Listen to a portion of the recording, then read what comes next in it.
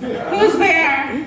Not me. No, but you were here. Thank you for coming. So I recently had a birthday. Thank you. I turned 35 years old.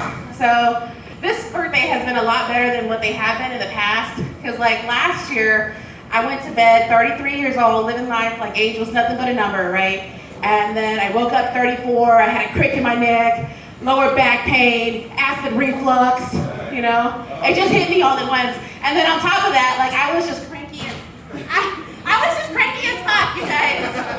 Alright? So like if I was white, this would have been the birth of my inner Karen, okay?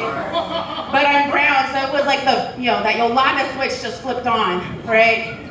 Just seemingly okay on top, but like a whole bunch of crazy underneath. Like, I'll kill a bitch, But I went to work that day. They tried to give me like a surprise birthday party. And I walked into the break room and they're like, surprise, happy birthday, we got you a cake and we got you a present. And so like on the outside, my response was work appropriate, And I was like, oh, thanks. But on the inside, Yolanda was not having it, guys. She was like, yeah, she was like, oh, so we're just gonna be eating cake at 10 o'clock in the morning? So that's what we do now? So fuck my blood sugar, right? Fuck it, yeah. Bullshit. Looking at me like y'all don't know I got pre-diabetes. Fuck y'all! So I ate the cake. Because it was my birthday and I didn't want to be rude, right? You got to get the biggest piece too. Hell yeah. And then they asked me, do you want to take the cake home? And I was like, no, thank you. And they were a little surprised by that. But, I didn't have the guts to tell them that sheet cake makes me sad. Just because it doesn't matter how much cake you fucking eat, there's always like a half sheet cake left, right? And it just reminds me of all the friends that I don't have, right? Yeah. That's okay, because we're just gonna keep the circle small, and that's all right. We're just gonna keep on trucking. But I'm telling you, like, last year was just, but this year was dope because at work I got tacos, ice cream, and cupcakes. My 3 favorite things, you guys. And like cupcakes are my favorite because they're small, they're festive, they're cute. They're exactly how I think my ovaries would look like if they were hanging on the outside of my body. So this year, the only thing I asked for was from my husband, you guys. I asked him for some pasties for my birthday. Right? And like it wasn't to be sexy or anything. Like I'm just tired of walking into the kitchen topless and, getting a nipple caught in the door jamb, because I'm short and gravity is taking its toll on my body, right? So I just want to be able to walk through the kitchen topless and not have like an almost instant piercing, because I'll clear a door jamb like I made it, and then he'll call me back and I'll be like, oh, god damn it, shit, call me back, caught me. So I was like, hey, give me some pasties, please. You know what he told me? He threw me a box of Band-Aids and said, we're on a budget, make that shit work. Like my shit's not National Geographic size, all right? Fucking Band-Aids. He did grease up the door jams though, so that was nice,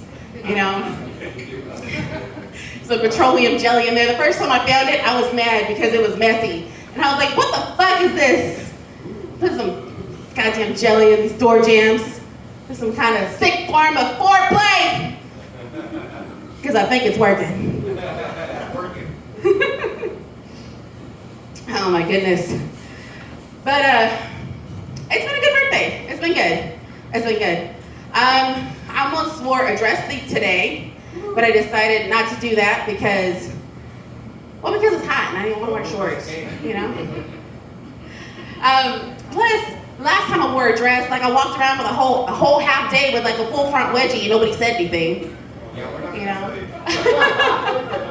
And that's the problem. Nobody tells you when you have a veggie. So front wedgies are called veggies. Okay, they're not camel toes. All right, they're not camel toes. Front wedgies happen when you have a little extra love in here in the midsection, because you want to grow your own inflatable raft, right? And so just slowly your rolls and crevices start like chewing on your shirt and it starts, kind of tucking itself up in there. And then what happens? You look like a fucking pack of ballpark cranks, right? Just a pack of weenies. And that's not attractive for anybody, right? So I was telling my sister about it, and she goes, sis, it's cool, like, everybody gets love handles, it's no big deal. I was like, hey, this is not love handles, okay? This is a whole love safety bar, all right? You're gonna hold on to this when you're riding this ride, I'm telling you that, okay? You gotta keep your hands and legs in the proper position during the ride at all times.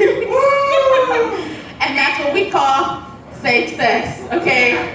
Safety first. Safety first.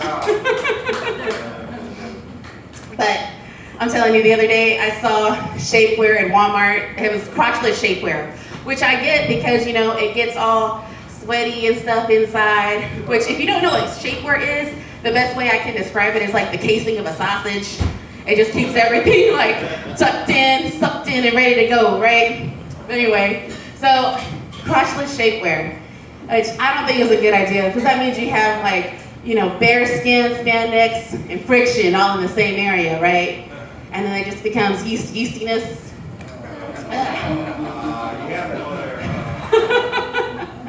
I'm just saying, if you do shapeless, if you do crotchless shapewear, you might as well just be doing like the Kylie Jenner lip challenge. Because it's gonna leave your snatch looking red and swollen, you know? And if you're a little more all natural, it might be like a wet Saint Bernard trying to squeeze out a doggy door. Oh, you did. But that's all right. You know, I feel like shapewear should come with a disclaimer, you guys. Like, for thigh gaps only. You know, failure to adhere to this could result in spontaneous ignition, you know, also known as hot crotch, or as I like to call it, hot crotchet. It's the breakfast of champions. Oh, thank you guys. My name's Adrienne Green. I appreciate y'all so much.